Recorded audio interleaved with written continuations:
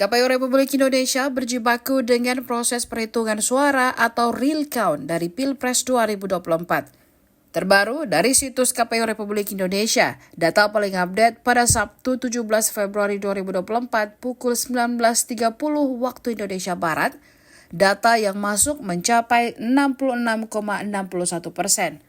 Data tersebut berasal dari 540.354 TPS. Dari total keseluruhan, ada sekitar 823.236 TPS di seluruh Indonesia.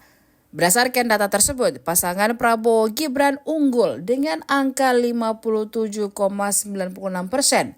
Total suara yang dikumpulkan mencapai 49.747.461 suara. Selanjutnya disusul Anies Muhaimin atau Amin dengan angka 24,48% atau 21.013.738 suara. Terakhir, pasangan Ganjar Mahfud dengan angka 17,57% atau sekitar 15.084.928 suara.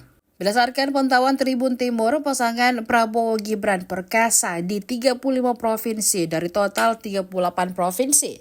Adapun Provinsi Papua Pegunungan belum masuk karena masih dilakukan proses perhitungan. Kemudian pasangan Amin unggul di 2 provinsi, yakni Aceh dan Sumatera Barat. Sedangkan Ganjar Mahfud hanya unggul di pemilihan di luar negeri.